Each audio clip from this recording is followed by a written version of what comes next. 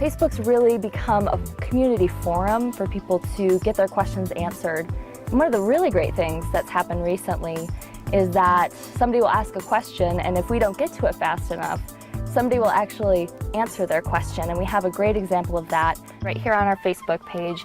A woman was having trouble booking an appointment. It had been 2 weeks, and she wasn't able to make an appointment for her son and wanted to know from people who had had a successful appointment, basically asking for their advice. So here she is asking, what method would you say works? Is there something special that you did?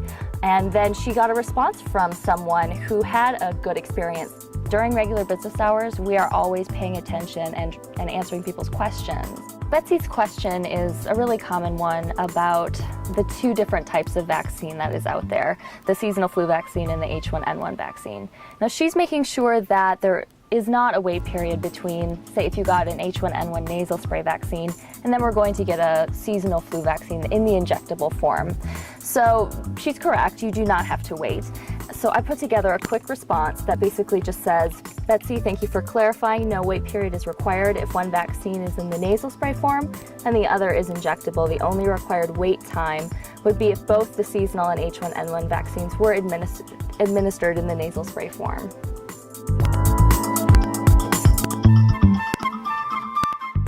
Twitter is another social media tool that's been really helpful for us, especially with H1N1, because it again has that immediacy, that real-time input from people, and you're able to have a real-time conversation, answer people's questions, and get really important updates out to the public fast. Really good example of a conversation that I had with someone on Twitter who had questions about H1N1. And he just started off with this really genuine question: help me understand why H1N1 is so much more dangerous than the regular flu. I've heard they're about the same in severity.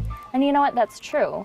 And that's a great question. To a long conversation with him, explaining that severity is not that big of a concern. The real concern is that it's novel, so a lot of people could be sick at the same time. And it is bad for certain people, but most won't even need to go to the ER or see their doctor. Twitter's not just great for public information, it's been really helpful for reporters as well, especially on really busy days. Like the first day that we started giving the H1N1 vaccine, a reporter from Fox 13 was already camped outside one of our clinics, our city clinic, and we were really trying to get the media to go to our South Main clinic, which just had a better flow, and we were able to offer better interviews for them there. And so I noticed when I came in early around like 7 a.m. that this reporter, Kirk Youngke, had tweeted that he was standing outside one of our clinics. And so I just sent a quick message, hey Kirk, which clinic are you planning on? City, South Main. He let me know that he was outside of the city clinic and wanted to know if we had an interview available. And this quick message that said, after your live shot, can you head over to South Main Clinic, and gave him the address. And I got a message from him not very long after that said, no problem, we'll see you there. And that didn't take any effort really at all. It was so minimal. He showed up and was able to get what he needed and was really pleased with it.